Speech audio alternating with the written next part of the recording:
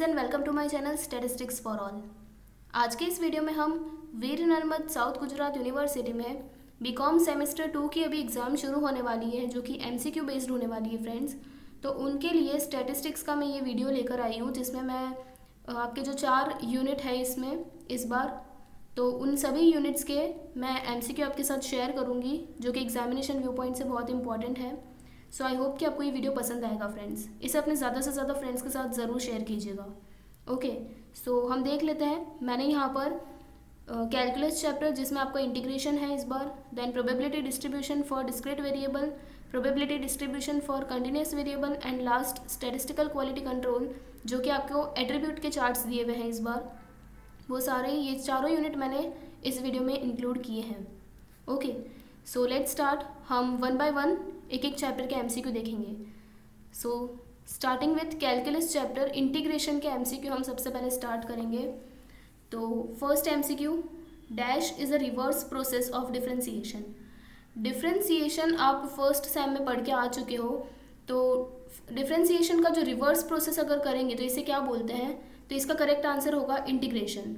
Okay, differentiation and integration आपस में एक दूसरे के इन्वर्स होते हैं, ठीक है। देन नेक्स्ट, अब ये सम है इंटीग्रेशन का, integration of root x d x is equal to what. तो इसका आंसर आपको निकालना पड़ेगा। यहाँ पे इंटीग्रेशन में फ्रेंड्स आपको सम्स छोटे छोटे पूछे जा सकते हैं। तो मैंने यहाँ पे कुछ इंपॉर्टेंट जो छोटे छोटे सम्स हैं इंटीग्रेशन के, वो यहाँ पे एमसीक्यू में डाले हैं। ओके, ताकि आपकी प्रैक्टिस हो सके। सो अब देखो, ये इंटीग्रेशन की साइन है। इसे आप, अगर ये एमसीक्यू में पूछे कि इंटीग्रेशन की जो साइन है ये किस पर से आई है, तो इंटीग्रेशन यानी कि समेशन भी बोला जाता है इसको। तो समेशन का फर्स्ट लेटर जो एस होता है ना, उस पर से ये इसकी साइन बनी है। ओके, तो ये अगर ऐसा एमसीक्यू में पूछा जाए तो आपको पता चल जाएगा कि ये एस की तरह दिखता है, इसीलिए इसकी साइन इस तरह से रखी गई है। Okay, so integration of root x d x, तो इसे आप ऐसे लिख सकते हो, रूट एक्स को हम एक्स की पावर हाफ ऐसे लिख सकते हैं। तो अब इसका इंटीग्रेशन, अब देखो ये किस फॉर्म में आ गया। इंटीग्रेशन का एक रूल होता है, अगर एक्स रेस टू एन का इंटीग्रेशन पूछा जाए आपको, तो इसकी फॉर्मूला होती है x raise to n plus one upon n plus one, यानी कि पावर में जो भी नंबर है उसको प्लस वन कर दो और नीचे भी सेम प्लस वन करके लिखो। तो यहाँ पे क्या हो जाएगा, x raise to half plus one upon half plus one. तो इसका आंसर क्या आएगा, एक्स रेस टू हाफ में वन ऐड करोगे तो आएगा 3/2 और नीचे भी सेम 3/2 आ जाएगा। तो अब ये डिवाइड में 3/2, 2 वापस से डिवाइड में है, तो ये जो 2 है वो ऊपर मल्टीप्लिकेशन में चला जाएगा यहाँ पे x के बाजू में। सो 2 ऊपर जाएगा और नीचे सिर्फ 3 बचेगा और फिर x रेस टू 3/2। तो इस तरह से इसका आंसर आएगा। और लास्ट में आपको प्लस c भी लिखना है, c एक कांस्टेंट होता है यहाँ पे, तो प्लस c लिखना कंपलसरी है यहाँ पे इंटीग्रेशन के हर एक सम में। ओके, तो ये इसका करेक्ट आंसर होना चाहिए। तो हमारा option, I think A option is correct. Okay, यही हमारा आंसर है यहाँ पे। Now next question, evaluate integration from 2 to 3। ये जो 2 और 3 दिया है ना, ये रेंज दी हुई इंटीग्रेशन की। ये 2 लोअर लिमिट है और 3 जो है वो अपर लिमिट है। x plus 1 by x d x, इसका आपको इंटीग्रेशन फाइंड करना है। तो फ्रेंड्स, जब भी इंटीग्रेशन में इस तरह से रेंज दी हुई हो ना, तो इसे डेफिनेट इंटीग्रेशन बोलते हैं। ओके, ये भी एक एमसीक्यू बन सकता है कि इसे क्या बोलेंगे, तो डेफिनेट इंटीग्रेशन इसका करेक्ट आंसर होगा। अब आपको जो भी इक्वेशन दिया जाए, आपको पहले तो उसे जितना हम उसको सिंप्लीफाई कर सके उतना हमें कोशिश करनी है। जैसे हम डिफ्रेंसिएशन में भी पहले सिंप्लीफाई करते थे और उसके लास्ट में डिफ्रेंसिएशन करते थे, उसी तरह से सेम इंटीग्रेशन में भी इस इक्वेशन को हम पहले सिंप्लीफाई करेंगे एंड देन इसको इंटीग्रेट करेंगे। सो पहले ये रेंज तो सेम लिख देते हैं। अब देखो, x plus 1 divide by x है, यानी कि इसको अगर डिस्ट्रीब्यूट करें, ये x दोनों के डिनोमिनेटर में है, x के डिनोमिनेटर में भी है, 1 के डिनोमिनेटर में भी है। तो मैं x डिवाइड बाई एक्स भी कर दूंगी और बीच में प्लस की साइन, क्योंकि यहाँ पे प्लस है, 1 को भी x से डिवाइड कर देंगे। तो अभी क्या बन जाएगा, x डिवाइड बाई एक्स 1 और plus 1 by x d x. अब इसको हम इंटीग्रेट करेंगे विथ रिस्पेक्ट टू x, तो 1 का इंटीग्रेशन x होता है। ये भी एक एमसीक्यू बन सकता है कि अगर आपको सिर्फ पूछे इंटीग्रेशन dx, इस तरह से पूछे, तो dx के यहाँ पे कुछ भी नहीं है, यानी कि यहाँ पे 1 होता है और 1 का इंटीग्रेशन x होता है। ठीक है, तो इसका करेक्ट आंसर x हो जाएगा उस टाइम पे। तो ऐसा कोई एमसीक्यू पूछे तो भी आप बताना उसका आंसर। तो इसका आंसर x हो जाएगा 1 का, और 1/x का इंटीग्रेशन क्या होता है, log x। इंटीग्रेशन की आपको फॉर्मूला सब याद रखनी पड़ेगी, तभी आप सॉल्व कर पाओगे, अदरवाइज आपको नहीं आएगा। और अब यहाँ पे रेंज दी हुई है, तो इंटीग्रेशन करने के बाद हम ऐसे ब्रैकेट बनाएंगे और फिर ऊपर अपर रेंज लिखेंगे, नीचे लोअर रेंज लिखेंगे। अब एक बार आपको अपर रेंज रखनी है, x की जगह पे 3 की वैल्यू रखनी है और फिर माइनस करके लोअर वाली लिमिट रखनी है। ठीक है, तो पहले x की जगह पे 3 लिखेंगे, 3 + log 3, इसे ब्रैकेट में डाल देते हैं, और अब 2 रखेंगे x की जगह पे, 2 + log 2। तो अब ब्रैकेट ओपन कर दो, तो यहाँ पे -2, यहाँ पे भी माइनस हो जाएगा log 2। सो अब 3 - 2 बचेगा 1, और log 3 - log 2, तो ये 1। अब 2 log माइनस में हो है, तो इसका मतलब आप उसे डिवाइड में लिख सकते हो log 3/2, इस तरह से। अगर ये दोनों प्लस में होते तो आप 3 × 2 मल्टीप्लाई में लिखते हैं। ओके, अगर ये माइनस में तो डिवाइड में लिखेंगे, प्लस में है तो मल्टीप्लाई में लिखेंगे। तो इस तरह का इसका कुछ आंसर बनेगा, और +c आपको लास्ट में कांस्टेंट ऐड करना रहेगा, तो ये इसका फाइनल आंसर होगा। तो 1 + log 3/2 + c, ये इसका करेक्ट आंसर c होगा यहाँ पे। Okay, now next question, find the value of integration from 0 to 1 x² - 2x - 3 upon x - 3 dx। अब इसका इंटीग्रेशन फाइंड करना है। फिर से यहाँ पे ये डेफिनेट इंटीग्रेशन दिया हुआ है क्योंकि रेंज दी हुई है, और इक्वेशन को हम पहले सिंप्लीफाई करेंगे और उसके बाद ही इंटीग्रेट करेंगे। अब आपको यहाँ पे डिनोमिनेटर में जो भी इक्वेशन दिया हो ना, आपको न्यूमरेटर में भी ऐसे उसको सॉल्व करना है कि ऊपर नीचे x - 3 और ऊपर भी x - 3 कैंसिल हो सके। तो ऊपर आपको x - 3 का एक फैक्टर लाना पड़ेगा। ओके, तो हम यही कोशिश करेंगे कि ऊपर भी x - 3 आए, और इस इक्वेशन को अगर हम स्प्लिट करें, x² को एज इट इज़ लिख रही हूँ, -2x की जगह पे हम इसे ऐसे लिखें -3x + x, ऐसे लिख सकते हैं ना। तो -3x + x बन के फिर से -2x ही आ जाएगा, और -3 जो लास्ट वाला है इसे भी एज इट इज़ लिख रही हूँ, अपॉन x - 3 dx। तो अब यहाँ पे पहले ये जो 2 है इनमें से x कॉमन निकाल लेते हैं, तो क्या बचेगा x - 3।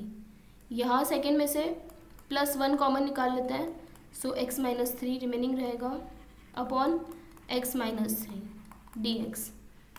So integration from 0 to 1 x - 3 common, और बचेगा x + 1 डिवाइड में x - 3 dx। तो देखो ऊपर नीचे x - 3 आ गया, तो दोनों कैंसिल हो गए, तो बचा क्या, सिर्फ x + 1 dx। अब सिर्फ इसे इंटीग्रेट करना है आपको।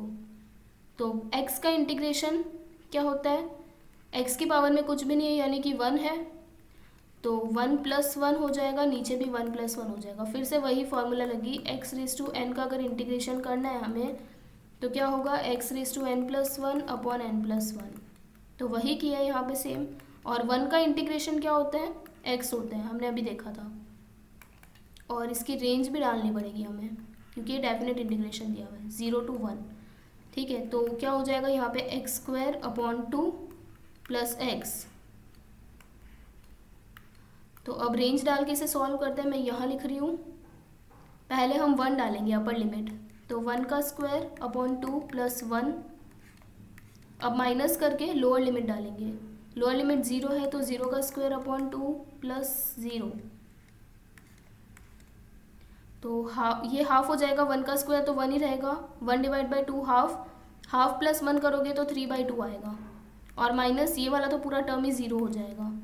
तो इसका करेक्ट आंसर होगा 3/2। ओके, सो 3/2 यहाँ पे सी ऑप्शन हमारा करेक्ट होगा। फ्रेंड्स, जब भी डेफिनेट इंटीग्रेशन दिया हुआ होता है ना, जिसमें रेंज दी होती है, तो उसमें आपको +c करने की ज़रूरत नहीं होती है। जहाँ पे रेंज नहीं दी हुई है वहीं पे आपको +c करना है। ठीक है। Now next question, integration from 0 to 1 e raise to x d x. देखो यहाँ पे छोटे छोटे सम्स पूछे हैं इंटीग्रेशन के, इसे आपको फटाफट से सॉल्व करके और फिर आंसर निकालना रहेगा एग्जाम में भी। ई रेज टू एक्स का इंटीग्रेशन सेम ही होता है, ई रेज टू एक्स ही होता है वापस से, इसका डिफ्रेंसिएशन भी यही होता है, इसका इंटीग्रेशन भी यही होता है, ठीक है।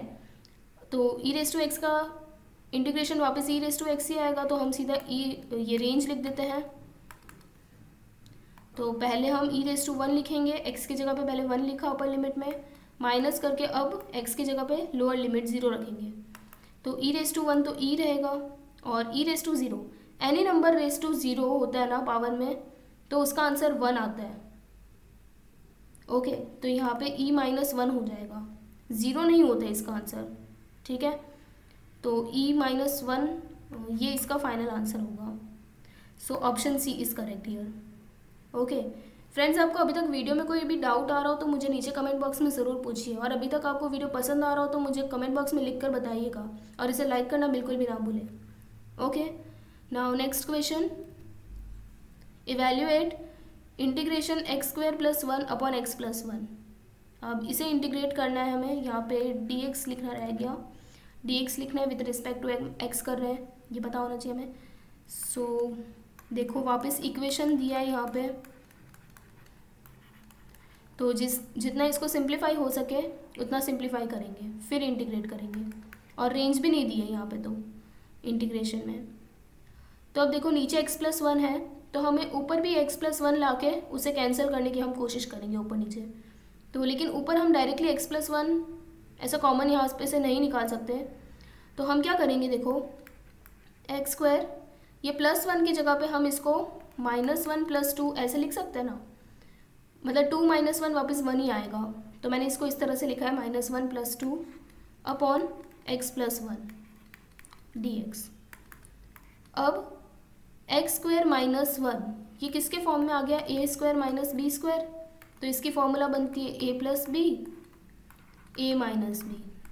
ओके, तो सिमिलरली हम ऐसे लिख सकते हैं एक्स प्लस 1 एक्स माइनस 1 और प्लस 2 एज इट इज़, नीचे एक्स प्लस 1। तो अब ये वापस हम एक्स प्लस 1 को डिस्ट्रीब्यूट कर देंगे, इसके नीचे भी एक्स प्लस 1 आएगा और 2 के नीचे भी एक्स प्लस 1 आएगा। So x plus 1 x minus 1 upon x plus 1 plus 2 upon x plus 1, हमने दोनों के नीचे डिस्ट्रीब्यूट कर दिया एक्स प्लस 1 को, ताकि हम कैंसिल आउट कर सकें। हम डायरेक्टली इससे कैंसिल नहीं कर सकते क्योंकि ये जो टर्म है ये 2 के साथ ऐड भी हो रहा है साथ में, तो हमने पहले अलग किया और अब हम कैंसिल करेंगे। एक्स प्लस 1 कैंसिल, तो बचेगा सिर्फ एक्स माइनस 1, यहाँ पे कुछ कैंसिल नहीं होगा, तो हम लिखेंगे 2 upon x plus 1 D x. अब हम इसको इंटीग्रेट करेंगे। सो एक्स का इंटीग्रेशन क्या होगा, एक्स की पावर में 1 था, प्लस 1 हो जाएगा, और नीचे भी जो पावर में हो रहा है वही नीचे डिनोमिनेटर में डालना है। माइनस 1 का इंटीग्रेशन क्या होगा, एक्स, और 2 अपॉन एक्स प्लस 1। देखो 1 अपॉन एक्स का इंटीग्रेशन होता है लॉग एक्स, तो 1 अपॉन एक्स प्लस 1, अगर ये 2 को हम एज इट इज़ कॉन्स्टेंट रखें, बाहर निकाल दे, तो 1 बचेगा ऊपर। 1 अपॉन एक्स प्लस 1 का इंटीग्रेशन क्या होना चाहिए, लॉग एक्स प्लस 1, ये हो जाएगा।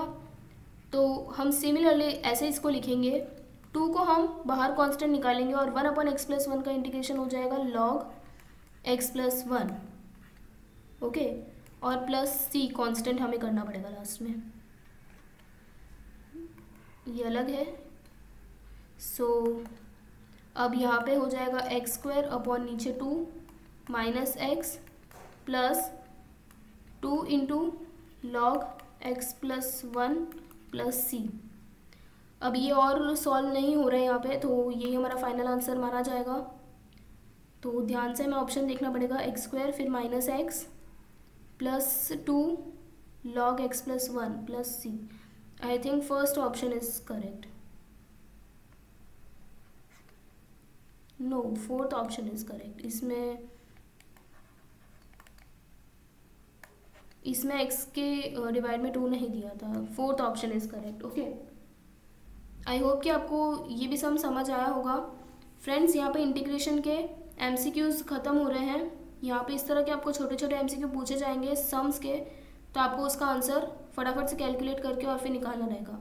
अब इसके बाद जो सेकेंड यूनिट है probability distribution for discrete variables, हम उसके एमसीक्यू चालू करेंगे। इस चैप्टर के अंदर आपके पास 3 डिस्ट्रीब्यूशन आपको पढ़ाए गए हैं, binomial distribution, Poisson distribution and hypergeometric distribution. Discrete में ये 3 होते हैं, ठीक है। तो इनके तीनों के हम एक एक करके एमसीक्यू देखेंगे। सो पहला MCQ, which of the following are discontinuous distribution. Discontinuous यानी कि डिस्क्रीट। आपके पास 2 तरह के वेरिएबल्स होते हैं, एक तो डिस्क्रीट होता है और एक होता है कंटिन्यूअस वेरिएबल, ठीक है। तो डिस्क्रीट वेरिएबल्स के अंदर आपको 3 डिस्ट्रीब्यूशन पढ़ाए गए हैं, एक तो बाइनोमियल है, एक पॉइसन है और एक हाइपरज्योमेट्रिक है। और कंटिन्यूअस में जो कि आपका 3rd यूनिट है उसके अंदर आपको नॉर्मल डिस्ट्रीब्यूशन पढ़ाया गया है। तो ये डिस्क्रीट के ये 3 डिस्ट्रीब्यूशन के नाम आपको पता होने चाहिए और कंटिन्यूअस का ये एक नॉर्मल डिस्ट्रीब्यूशन है। इसका ये चारों के नाम आपको पता होना चाहिए कि ये कौन सी कैटेगरी में है। ये तीनों डिस्क्रीट में है, ये कंटिन्यूअस में है। तो डिसकंटिन्यूअस यानी कि डिस्क्रीट डिस्ट्रीब्यूशन, इन सभी में से डिस्क्रीट कौन से हैं, तो बाइनोमियल भी है, पॉइसन भी है, हाइपरज्योमेट्रिक भी है। तो आंसर आएगा all of the above. Okay, same question अगर आपको पूछा जाए कि इनमें से कंटिन्यूअस कौन सा है, तो उसमें आपको नॉर्मल दिया हुआ रहेगा ऑप्शन में, तो आपको उस पर टिक करना रहेगा। ओके, तो next question, which of the following statement is और are true for discrete distribution. Discrete distribution के लिए इनमें से कौन सा स्टेटमेंट करेक्ट है। तो पहला दिया हुआ है f of x is greater than और equal to 0। F of x का मतलब होता है पी ऑफ एक्स यानी कि प्रोबेबिलिटी फॉर एक्स, इसे आप एफ ऑफ एक्स भी लिख सकते हैं। ओके, तो प्रोबेबिलिटी की वैल्यू ग्रेटर देन और इक्वल टू 0 है, ये करेक्ट स्टेटमेंट है। फिर दिया है प्रोबेबिलिटी की वैल्यू लेस देन और इक्वल टू 1 होती है, तो ये भी करेक्ट स्टेटमेंट है। आपको पता होना चाहिए कि प्रोबेबिलिटी की जो वैल्यू है वो 0 से लेकर 1 के बीच में ही होती है, 0 से कम नहीं हो सकती, 1 से ज़्यादा नहीं हो सकती। मिनिमम वैल्यू 0 होती है, मैक्सिमम वैल्यू 1 होती है। ओके, तो ऐसा भी अगर आपको कोई एमसीक्यू पूछा जाता है कि प्रोबेबिलिटी की वैल्यूज़ कहाँ से कहाँ तक होती है, तो मिनिमम 0 और मैक्सिमम 1 होती है। अगर इसके बाहर गई आपकी प्रोबेबिलिटी यानी कि आपका आंसर रॉन्ग आ रहा है। ओके, तो ये दोनों ऑप्शन तो करेक्ट है, इसका answer all of the above ही आएगा। मैंने जस्ट आपको ये स्टेटमेंट पता चले उसके लिए मैंने आपको ये एमसीक्यू दिया हुआ है। और तीसरा क्या दिया हुआ है, समेशन। इसे समेशन रीड करते हैं। समेशन और इसकी रेंज है x, f of x is equal to 1, यानी कि सभी प्रोबेबिलिटीज़ का आप जब टोटल करोगे तो उसका आंसर 1 आएगा, ये भी आपको पता है। तो ये तीनों ही स्टेटमेंट यहाँ पे करेक्ट है डिस्क्रीट डिस्ट्रीब्यूशन के लिए। सेम अगर आपको कंटिन्यूअस डिस्ट्रीब्यूशन के लिए पूछा जाए तो पहले 2 तो सेम रहेंगे कंटिन्यूअस के लिए भी, लेकिन ये जो तीसरा है उसमें समेशन की जगह पे इंटीग्रेशन की साइन दी हुई रहेगी, integration f of x is equal to 1। Okay, continuous distribution में हम समेशन नहीं लगा सकते, उसमें हमें इंटीग्रेशन लगाना पड़ेगा साइन। तो अगर कंटिन्यूअस के लिए पूछा जाए तो इंटीग्रेशन वाला करेक्ट होगा और डिस्क्रीट के लिए पूछा जाए तो समेशन वाला सिंबल करेक्ट होगा। तो कोई भी पूछे आपको एग्जाम में, आपको पता चल जाना चाहिए कि किसका किसके लिए है। Okay, now next, in binomial distribution the value of mean is always greater than the value of dash. Binomial distribution में मीन की वैल्यू किससे हमेशा ग्रेटर होगी, तो इसका आंसर है वेरियांस। ये बाइनोमियल डिस्ट्रीब्यूशन की आपको प्रॉपर्टीज़ रीड करोगे ना तो उसमें ये दिया हुआ है कि मीन की वैल्यू हमेशा वेरियांस से ग्रेटर होती है। क्यों? क्योंकि इसमें मीन की फॉर्मूला क्या होती है, एन इंटू पी, और वेरियांस की फॉर्मूला क्या होती है, n into p into q. तो अगर आप एन पी के अंदर क्यू भी मल्टीप्लाई कर दोगे, ओके, तो सीधी सी बात है कि और वो वैल्यू कम आने वाली है, उसका आंसर और भी कम आ जाएगा मीन से। तो इसका मतलब मीन की वैल्यू ज़्यादा ही रहेगी हमेशा। तो बाइनोमियल में मीन और वेरियांस का रिलेशन है कि मीन वेरियांस से बड़ा होता है। सेम अगर आपको पॉइसन डिस्ट्रीब्यूशन के लिए पूछा जाए तो उसमें मीन और वेरियांस की वैल्यू इक्वल होती है। ये दोनों में से अगर कोई भी पूछे आपको तो आपको पता चलना चाहिए आंसर क्या होगा। बाइनोमियल डिस्ट्रीब्यूशन का मैंने एमसीक्यू डाला है, पॉइसन का मैंने ये नहीं डाला है, सिर्फ आपको ओरली बताया है। अगर ये पूछे तो ये करेक्ट होगा, मीन और वेरियांस वहाँ सेम होता है। ठीक है, next question, the parameters of binomial distribution are dash and dash. Binomial distribution के पैरामीटर्स, आपको सभी डिस्ट्रीब्यूशन के पैरामीटर्स याद होने चाहिए। इसका करेक्ट आंसर होगा both B and C. Binomial distribution के पैरामीटर्स एन भी होता है और पी भी होता है। एन यानी कि सैम्पल साइज और पी यानी कि प्रोबेबिलिटी ऑफ सक्सेस। तो एन और पी इसके दोनों पैरामीटर्स होते हैं। पॉइसन डिस्ट्रीब्यूशन का पैरामीटर होता है एम, यानी कि उसका मीन। ओके, और नॉर्मल डिस्ट्रीब्यूशन के पैरामीटर्स आपको पूछे तो उसका आंसर आएगा म्यू एंड सिग्मा। सिग्मा या फिर सिग्मा स्क्वायर कुछ भी लिखे तो चलेगा, वो राइट आंसर है। ये दोनों इसके पैरामीटर्स होते हैं। तो आपको किसी का भी पैरामीटर्स पूछे तो आप आंसर देना correct. Next, mean and standard deviation of binomial distribution are 4 and √2 respectively. What are the parameters? Binomial distribution के मीन और स्टैंडर्ड डिविएशन की वैल्यू दी हुई है। सो इसके पैरामीटर्स क्या होंगे? बायनोमियल डिस्ट्रीब्यूशन के पैरामीटर्स क्या होते हैं? अभी हमने देखा था एन होता है और पी होता है, ठीक है। और क्वेश्चन में मीन की वैल्यू दी हुई है, मीन की फॉर्मूला होती है एन इंटू पी, इसकी वैल्यू दी हुई है 4। और स्टैंडर्ड डिविएशन की वैल्यू क्या होगी? N P Q under root में। वेरियांस एन पी क्यू होता है तो स्टैंडर्ड डिविएशन उसका रूट हो जाएगा under root N P Q. इसका आंसर दिया हुआ है अंडर रूट 2। तो आपको इन दोनों की मदद से एन और पी दोनों की वैल्यू फाइंड करनी है। तो कैसे करेंगे? सबसे पहले तो अगर ये under root N P Q अगर अंडर रूट 2 है तो दोनों साइड स्क्वायर कर दो। एन पी क्यू की वैल्यू क्या आ जाएगी? 2। दोनों साइड स्क्वायर करोगे तो रूट हट जाएगा। ओके, सो वेरियांस 2 आ जाएगा। अब आपको क्या करना है? N P Q divide by N P करो, यानी कि एन पी क्यू की वैल्यू 2 है, एन पी की वैल्यू 4 है। इन दोनों को डिवाइड करेंगे तो N N cut, P P cancel, तो बचेगा क्या? q is equal to 2/4। Therefore q की वैल्यू क्या आ जाएगी? हाफ। ओके, तो अगर q की वैल्यू हाफ है तो p की वैल्यू क्या आ जाएगी? 1 माइनस क्यू होता है p। सो 1 माइनस हाफ करोगे तो हाफ ही आएगा वापस से। तो p की वैल्यू तो हाफ आ गई। अब हमारे पास 3 ऑप्शन है हाफ वाले, तो हमें n भी फाइंड करना पड़ेगा। ओके, कर लेते हैं। मीन आपको दिया हुआ है एन पी, इसके अंदर हम p की वैल्यू रख देते हैं तो n मिल जाएगा हमें। सो n की वैल्यू क्या आएगी? 2 यहाँ मल्टीप्लाई में भेजो तो 4 × 2 8। तो n की वैल्यू 8 है और p की वैल्यू हाफ है। So C option is correct here. Okay, I hope कि आपको अभी तक वीडियो में कोई भी डाउट नहीं आ रहा है, आपको सब कुछ समझ आ रहा है। फिर भी कोई डाउट है तो मुझे नीचे कमेंट बॉक्स में ज़रूर पूछिए फ्रेंड्स, और अपने ज़्यादा से ज़्यादा फ्रेंड्स के साथ इसे ज़रूर शेयर कीजिएगा। इसमें मैंने सभी IMP MCQ ही डाले हैं, तो आपको एग्ज़ाम में बहुत हेल्प मिलेगी इससे। Now next question, in binomial distribution p is equal to 1/3 hence it is negatively skewed. तो ये स्टेटमेंट ट्रू है या फॉल्स है, या फिर डेटा इनफ नहीं है बताने के लिए? तो ओके, मैं आपको बताती हूँ। ये भी बायनोमियल डिस्ट्रीब्यूशन की एक प्रॉपर्टी है। बायनोमियल डिस्ट्रीब्यूशन की स्क्यूनेस फिक्स नहीं होती है। बाकी सारे डिस्ट्रीब्यूशन की स्क्यूनेस फिक्स होती है, किसी की पॉजिटिव होती है, किसी की नेगेटिव होती है, कोई सिमेट्रिक होता है यानी कि उसमें ज़ीरो स्क्यूनेस होती है। लेकिन बायनोमियल की स्क्यूनेस वेराई होती है और उसकी जो स्क्यूनेस है वो पी की वैल्यू पे डिपेंड करती है। 3 केस हो सकते हैं, अगर पी की वैल्यू ग्रेटर देन हाफ हुई, या फिर पी की वैल्यू लेस देन हाफ हुई, या फिर पी की वैल्यू एग्जैक्ट हाफ हुई, तो इन 3 केसेस में स्क्यूनेस अलग अलग होगी।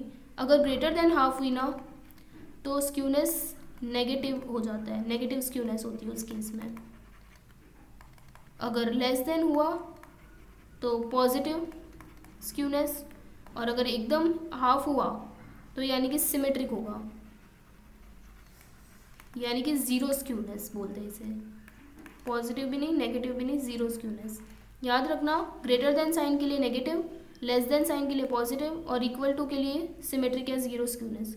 तो इधर बोल रहे हैं कि p की वैल्यू अगर 1/3 है तो क्या ये नेगेटिवली स्क्यूड है? p की वैल्यू 1/3 है, यानी कि 1/3 हाफ से कंपेयर करो इसको, यह हाफ से छोटा होता है। ओके, तो अगर लेस देन की साइन हुई तो वो पॉजिटिव स्क्यूनेस होना चाहिए। हमें क्वेश्चन में बोला है कि वो नेगेटिवली स्क्यूड है, तो ये स्टेटमेंट फॉल्स हो जाएगा। तो इसका करेक्ट आंसर आएगा बी। ओके, इसमें से आपको कुछ भी पूछे हाफ के साथ कंपेयर करना और फिर उसकी स्क्यूनेस बता देना। सिमिलरली अगर आपको पॉइसन डिस्ट्रीब्यूशन की स्क्यूनेस पूछे फ्रेंड्स, तो पॉइसन डिस्ट्रीब्यूशन की स्क्यूनेस हमेशा पॉजिटिव ही होती है, ठीक है, ये याद रखना है। बाइनोमियल का याद रखना है, ये 3 केसेस में होते हैं, पॉइसन के लिए पॉजिटिव ही होती है, और नॉर्मल डिस्ट्रीब्यूशन की पूछे तो इसमें ज़ीरो स्क्यूनेस होती है, यानी कि ये सिमेट्रिक होता है, ठीक है। आपको इसके लिए इन तीनों डिस्ट्रीब्यूशन की जितने भी डिस्ट्रीब्यूशन दिए हुए हाइपरज्योमेट्रिक भी, उन सभी की आपको प्रॉपर्टीज़ रीड करनी पड़ेगी, तब उसमें से बहुत सारे एमसीक्यू निकलेंगे फ्रेंड्स प्रॉपर्टीज़ में से। तो प्रॉपर्टीज़ एक बार सारे रीड करके ही जाना है एग्जाम में, ओके। तो ये 3 डिस्ट्रीब्यूशन इंपॉर्टेंट है, इनकी स्क्यूनेस आपको याद रखनी है। Next question, in binomial distribution if p is equal to 0.4 and standard deviation is 1.2 then find its mean.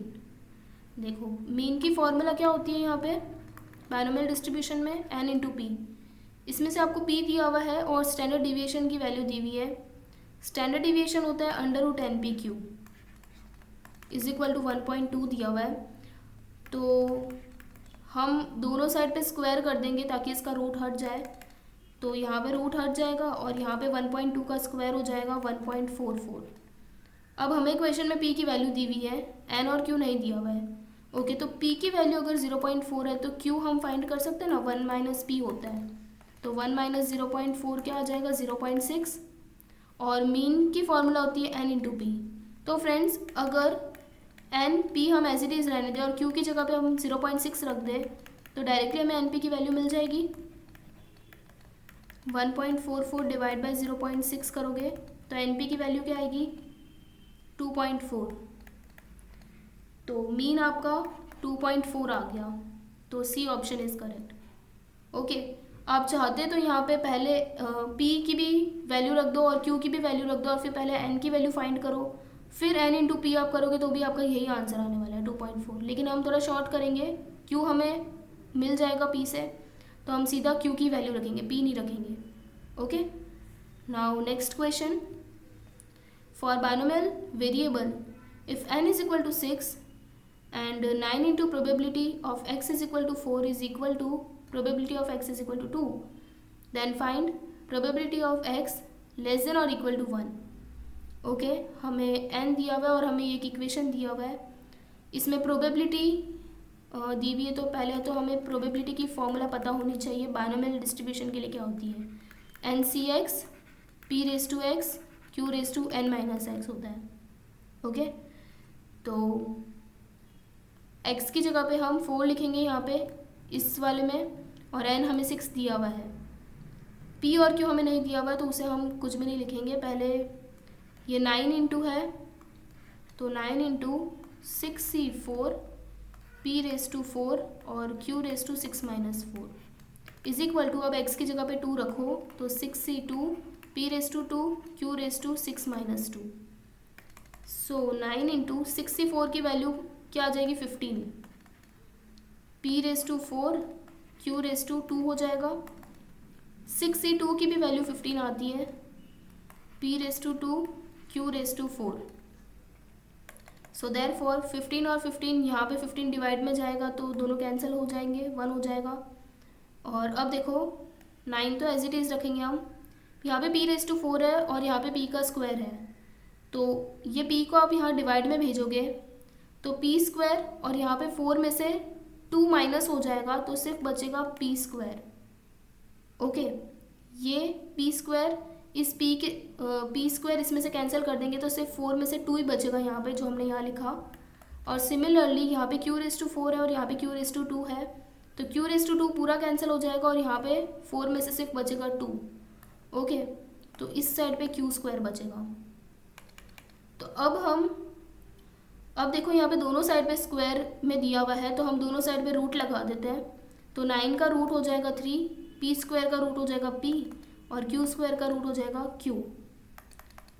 तो अब हम ये q की जगह पे हम 1 माइनस p लिख सकते हैं, सो 3p, ये p यहाँ पे माइनस में था यहाँ के प्लस हो जाएगा is equal to 1, so 4p is equal to 1, therefore p की वैल्यू क्या आ जाएगी 1 डिवाइड बाई 4, p की वैल्यू आ गई तो q हम निकाल सकते हैं इससे, q की वैल्यू होती है 1 माइनस p 1 माइनस 1/4, तो आंसर आएगा 3/4। पी क्यू दोनों आ गए हमारे पास, एन हमारे पास है और यहाँ पे एक्स हमारा लेस देन इक्वल टू 1 है, तो अब हम वैल्यू इसकी आराम से फाइंड कर सकते हैं। तो कैसे करेंगे, मैं यहाँ लिख रही हूँ P of x less than और इक्वल टू 1, यानी कि एक्स की वैल्यू 1 या उससे कम होनी चाहिए।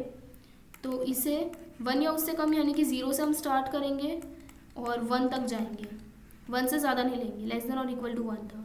अगर सिर्फ लेस देन 1 होता तो हम सिर्फ 0 लेते हैं, 1 भी नहीं लेते, क्योंकि 1 से कम तो सिर्फ 0 ही है। ठीक है, तो अब x की जगह पे हम 0 रखेंगे ये वाले इक्वेशन में, तो 6c0 p raise to 0 q raise to 6 minus 0 is equal to, अब sorry, plus 6c1 p raise to 1 q raise to 6 minus 1। तो 6c0 की वैल्यू 1 होती है, एनी नंबर c 0 होता है तो उसकी वैल्यू 1 ही होगी। p रेस टू 0 की वैल्यू भी 1 होगी, पावर में 0 होता है तो 1 आता है, और q रेस टू 6 हो जाएगा, तो q की वैल्यू है 3/4 रेस टू 6, प्लस 6c1 की वैल्यू होगी 6, p हमारा है 1/4 रेस टू 1 होगा, तो मैं नहीं लगा रही हूँ पावर में 1, और q 3/4 है, 6 माइनस 1 हो जाएगा 5। सो यहाँ पे बचेगा 3/4 रेस टू 6 और प्लस करके 6/4, ये 6 इंटू 1 6/4 हो जाएगा, और 3/4 रेस टू 5 होगा। तो इसे अब आपको सॉल्व करना है, कैलसी पे 3 रेस टू 6 क्या होगा, 729/4 रेस टू 6 होता है 4096, प्लस 6/4 3 रेस टू 5 होता है 243, और 4 रेस टू 5 होता है 1024। ओके, तो पहले इन दोनों को मल्टीप्लाई करो, 243 इंटू 6 और यहाँ पे 4 इंटू 1024, तो आंसर आएगा ये 729/4096, तो एज इट इज़ लिख रही हूँ। इन दोनों को आप मल्टीप्लाई करोगे तो आएगा ऊपर 1458 और नीचे 4096, तो डिनोमिनेटर सेम हो गए, तो ऊपर न्यूमरेटर को ऐड कर दो, 729 प्लस 1458/4096, तो न्यूमरेटर को ऐड कर दो और फिर उसको डिवाइड बाय 4096 करोगे तो आंसर आएगा 0.53394, ऐसा कुछ आएगा। तो इसे आप अप्रॉक्सीमेटली 0.534 इस तरह से कुछ लिख सकते हो, तो हमारा आंसर हो जाएगा ए ऑप्शन करेक्ट। ओके, तो इस तरह से आपको इसे सॉल्व करना था। आई होप कि आपको ये समझ आया होगा। Now next question, in binomial distribution when n tends to dash p tends to dash, इसे tends to पढ़ते हैं, ये एरो नहीं है, tends to dash p tends to dash and np is equal to dash, it tends to Poisson distribution। यानी कि binomial distribution में कुछ कंडीशन होगी जब बाइनोमियल डिस्ट्रीब्यूशन पॉइसन डिस्ट्रीब्यूशन में कन्वर्ट हो जाता है। ओके, तो वो कौन सी कंडीशन होती है, तो ये इसका आंसर होगा ए करेक्ट होगा, जब n की वैल्यू इन्फिनिटी तक जाती है, p की वैल्यू जो है वो 0 की तरफ जाती है और np की वैल्यू कांस्टेंट होने लग जाती है, तब बाइनोमियल डिस्ट्रीब्यूशन जो है वो पॉइसन डिस्ट्रीब्यूशन में कन्वर्ट हो जाता है। ओके फ्रेंड्स, यानी कि n जब बहुत ही लार्ज होगा, p की वैल्यू बहुत ज़्यादा स्मॉल होगी, वेरी स्मॉल, यानी कि p की वैल्यू 0 की तरफ जाएगी और np की वैल्यू कांस्टेंट होती जाएगी, तब पॉइसन डिस्ट्रीब्यूशन में ये कन्वर्ट हो जाएगा। ये कंडीशन आपको याद रखनी पड़ेगी, बाइनोमियल पॉइसन में कब कन्वर्ट होता है वो। ओके, सिमिलरली एक और होता है कि बाइनोमियल नॉर्मल में कब कन्वर्ट होता है, यानी कि बाइनोमियल डिस्ट्रीब्यूशन नॉर्मल डिस्ट्रीब्यूशन में कब कन्वर्ट होता है, वो भी आपको उसकी भी कंडीशन है कि उसमें भी n टेंड्स टू इन्फिनिटी होता है, लेकिन p does not tends to 0, यानी कि p की वैल्यू बहुत ज़्यादा स्मॉल नहीं है, ऐसा उसमें लिखा रहेगा कि p is not very small, तब ये नॉर्मल डिस्ट्रीब्यूशन में कन्वर्ट होगा, यानी कि बाइनोमियल जो है वो नॉर्मल डिस्ट्रीब्यूशन में कन्वर्ट हो जाएगा। ये 2 कंडीशन नॉर्मल के लिए है और ये 3 कंडीशन पॉइसन के लिए। ओके, तो ये आपको याद रखना पड़ेगा। इन दोनों में से आपको कुछ भी एमसीक्यू पूछे तो आप आंसर करेक्ट देना। Now next question, the number of misprints in pages of a book follows a dash distribution. अब देखो, number of misprints in a page of a book. कोई भी बुक के पेजेस में मिसप्रिंट होने के चांसेस बहुत कम होते हैं। पूरी बुक में बहुत कम ऐसे होते हैं कि जहाँ पे आपकी मिस्टेक हुई हो, मिसप्रिंट हुआ हो। तो जब भी कोई भी इवेंट जो बहुत ही रेयर इवेंट होता है, जिसकी प्रोबेबिलिटी बहुत कम होती है, वो पॉइसन डिस्ट्रीब्यूशन को ही फॉलो करता है ऑलवेज। ओके, तो ये पॉइसन डिस्ट्रीब्यूशन इसका करेक्ट आंसर होगा। इसके और मैं आपको कुछ एग्जांपल दूँ तो पॉइसन डिस्ट्रीब्यूशन में एक तो नंबर ऑफ मिसप्रिंट, फिर जैसे number of accidents on a road जिसकी प्रोबेबिलिटी बहुत कम होती है, number of defects in a radio set या number of defects in any product. इस तरह के कुछ एग्जांपल होंगे जिनकी प्रोबेबिलिटी बहुत कम होती है, वो सारे डिस्ट्रीब्यूशन जो है वो पॉइसन डिस्ट्रीब्यूशन को फॉलो करेंगे। ओके, यहाँ से हमारा पॉइसन डिस्ट्रीब्यूशन के एमसीक्यू चालू हो रहे हैं फ्रेंड्स। बाइनोमियल के अभी तक खत्म हो गए। अब next question, for Poisson distribution if probability of x is equal to 1 is equal to 2 probability of x is equal to 2, state the value of parameter। Poisson distribution का पैरामीटर क्या होता है? m होता है, यानी कि उसका मीन। और मीन की फॉर्मूला वही होती है n इंटू पी, जो बाइनोमियल में थी वही सेम यहाँ होती है। ठीक है, और यहाँ पे इसका वेरिएंस भी यही होता है। ठीक है, तो ये आपको याद रखना है। लेकिन यहाँ पे n और p से हम मीन नहीं फाइंड करेंगे, पैरामीटर नहीं फाइंड करेंगे, हमें ये दिया हुआ है तो हम इससे फाइंड करेंगे। अब पॉइसन डिस्ट्रीब्यूशन में प्रोबेबिलिटी की फॉर्मूला अलग होती है, बाइनोमियल जैसी नहीं होती। यहाँ पे होती है e raise to minus m m raise to x upon x factorial. Okay, सभी डिस्ट्रीब्यूशन की प्रोबेबिलिटी की फॉर्मूला आपको याद रखनी पड़ेगी फ्रेंड्स।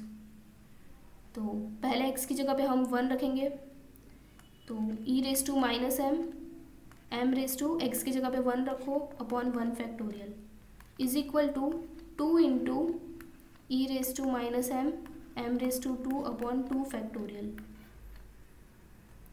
सो देयरफॉर देखो, ई रेज टू माइनस m दोनों साइड है तो हम इन्हें कैंसिल कर सकते हैं। 1 m रेज टू 1 यानी कि m, और यहाँ पे m स्क्वायर है तो एक m कैंसिल हो जाएगा और यहाँ पे एक m बचेगा। ओके, यहाँ पे मैं सिर्फ स्क्वायर को कैंसिल कर रही हूँ, एक m बचेगा यहाँ पे। 2 फैक्टोरियल का आंसर क्या होता है? 2 इंटू 1, तो इसका आंसर 2 ही आएगा। तो ये 2 और 2 कैंसिल कर सकते हैं हम, तो बचेगा क्या? देखो यहाँ पे कुछ भी नहीं बचा है, डिवाइड में 1 फैक्टोरियल है जिसका आंसर 1 ही आता है, तो यहाँ पे सिर्फ 1 बचेगा इस लेफ्ट हैंड साइड पे, और यहाँ पे सिर्फ बच रहा है m, तो m की वैल्यू डायरेक्टली 1 आ रही है। ओके, तो यानी कि मीन इसका जो होगा पैरामीटर की वैल्यू वो होगी 1, तो इसका करेक्ट आंसर होगा ए ऑप्शन। ठीक है, now next question, the skewness of Poisson distribution is what.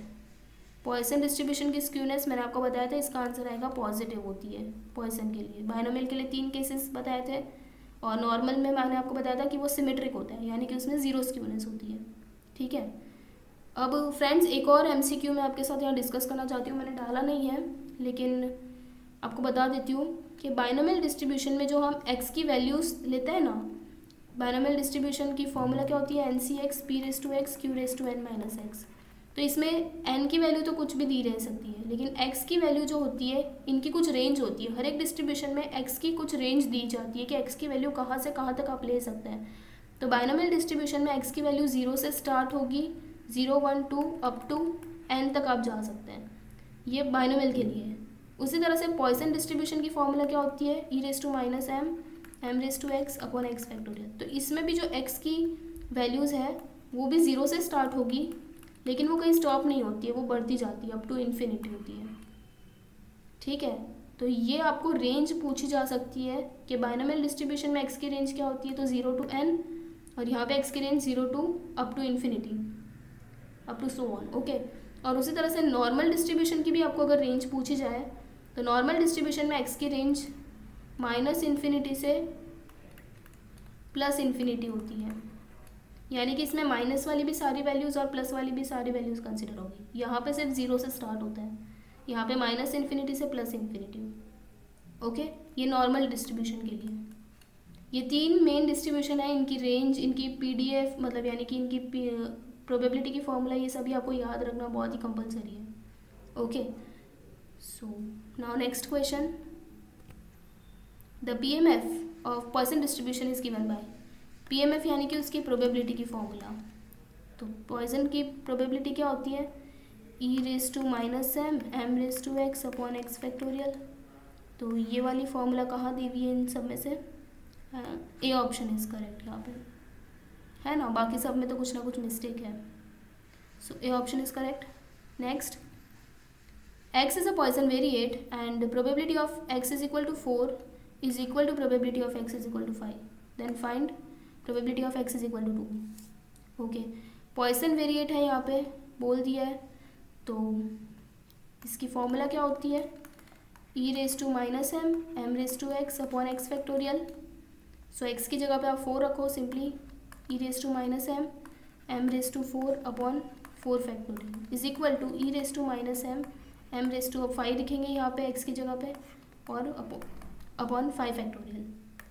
So therefore e⁻⁻m दोनों साइड कैंसिल हो जाएगा, यहाँ पे m⁻4 है और यहाँ पे m⁻5 है, तो m⁻4 पूरा कैंसिल और यहाँ पे 5 - 4 1 बचेगा, तो सिर्फ m⁻1 यानी कि सिर्फ m, तो सिर्फ पावर कट कर रही हूँ मैं, m रहने दे रही हूँ एज इट इज़। ओके, और ये जो डिवाइड में 5 फैक्टोरियल है इसे मैं यहाँ मल्टीप्लाई में भेज रही हूँ, तो यहाँ 5 फैक्टोरियल अपॉन 4 फैक्टोरियल यहाँ वाला इज इक्वल टू यहाँ पे सिर्फ m बचेगा।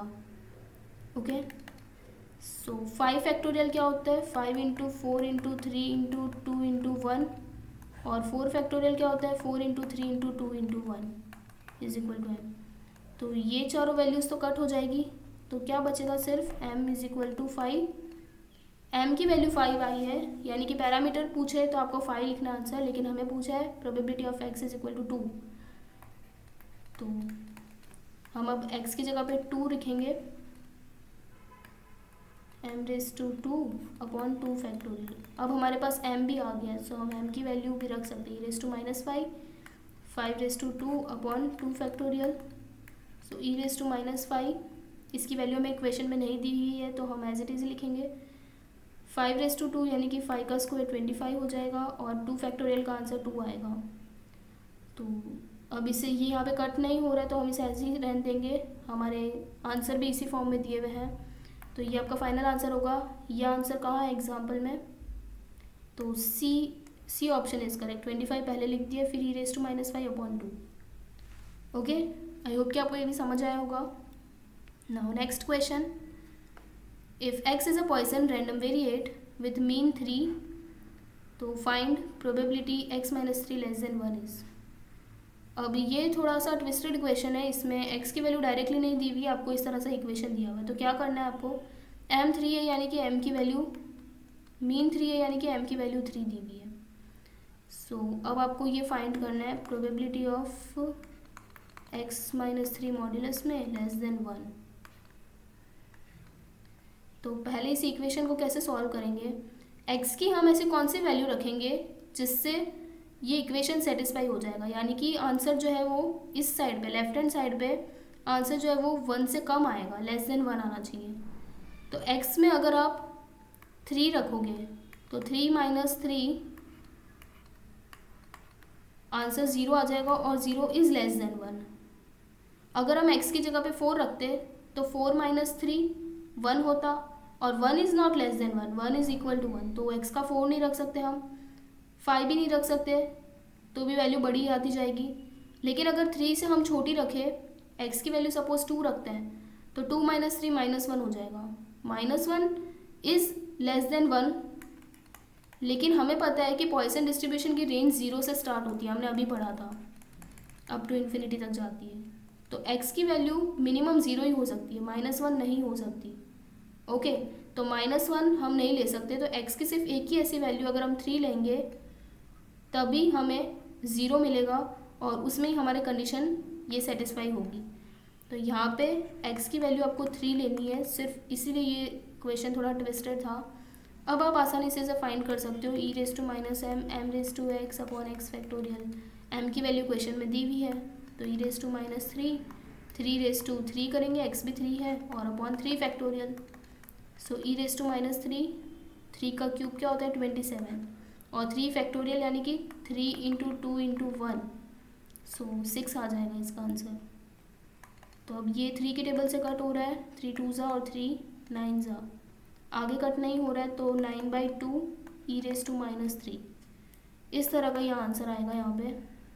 तो B option is correct. Okay, next question. Friends, आपको वीडियो में कोई भी डाउट आए तो मुझे नीचे कमेंट बॉक्स में ज़रूर पूछिए, और अब अगर आपको वीडियो पसंद आ रहा हो तो भी मुझे कमेंट बॉक्स में लिखकर बताइएगा कि आपको ये वीडियो कैसा लगा, ताकि मैं आगे आपके लिए और भी इस तरह के वीडियोस बना सकूँ। Okay, now next question. Suppose that a book of 600 pages contains 40 printing mistake. Assume that these mistakes are randomly distributed throughout the book and X, the number of errors per page, has a Poisson distribution. Poisson distribution को follow कर रहा है, ये भी बोल दिया है. What is the probability that 10 pages selected at random will be free of errors? 10 pages free of errors होने चाहिए. अब देखो क्या क्या इन्फॉर्मेशन दी हुई है कि 600 पेजेस की बुक है, उसके अंदर 40 प्रिंटिंग मिस्टेक है. अब मैंने आपको बताया था प्रिंटिंग मिस्टेक ये एक रेयर इवेंट होता है, इसकी प्रोबेबिलिटी बहुत कम होती है. किसी बुक में प्रिंटिंग मिस्टेक होगी उसकी प्रोबेबिलिटी बहुत कम होती है, यानी कि ये पॉइसन डिस्ट्रीब्यूशन को ही फॉलो करने वाला है. ओके, यहाँ पे अगर नहीं भी लिखा रहता ये पॉइसन डिस्ट्रीब्यूशन है तो भी आपको खुद आइडेंटिफाई आप कर सकते हो कि ये कौन सा डिस्ट्रीब्यूशन होगा. ठीक है, तो पी की वैल्यू हम निकाल सकते हैं कि 600 में से 40 में प्रिंटिंग मिस्टेक है, यानी कि 40 डिवाइड बाय आप 600 करोगे तो 1/15 आ जाएगा आपका आंसर. ओके, 41 ज़ा 40 15 ज़ा. तो पी की वैल्यू आप प्रोबेबिलिटी निकाल सकते हो कि हर एक पेज पे प्रिंटिंग मिस्टेक आने की प्रोबेबिलिटी 1/15 है. ठीक है, सो 10 पेजेस हमने यहाँ पे सिलेक्ट किए, यानी कि एन की वैल्यू 10 है. ये सभी पेजेस में कोई भी एरर नहीं होनी चाहिए, 0 एरर होनी चाहिए, फ्री ऑफ एरर्स. तो इसे हम फाइंड करेंगे. पहले तो हमें मीन फाइंड करना पड़ेगा, क्योंकि हमारी फॉर्मूला होती है e⁻m m⁻x फैक्टोरियल, जबकि m क्या होता है, n इंटू पी होता है. n और p हमने दोनों देख लिए कि क्या है. सो n इंटू पी 10 इंटू 1/15, तो आंसर आएगा 2/3. Okay, so probability of x क्या होना चाहिए यहाँ पे आपका, 10 पेजेस में एक भी एरर नहीं होनी चाहिए, तो यानी कि हम 0 लेंगे. Okay, 0 errors is equal to e⁻m m⁻x factorial. तो x की जगह पे 0 रखो और m की जगह पे 2/3 रखो, तो e⁻²/3 2/3 0/0 फैक्टोरियल. तो इसका आंसर क्या आएगा, e⁻²/3 की आपको कोई वैल्यू नहीं दी क्वेश्चन में, और any number raise to 0 is 1, और 0 फैक्टोरियल का आंसर भी 1 होता है. तो आंसर आएगा सिर्फ e⁻²/3.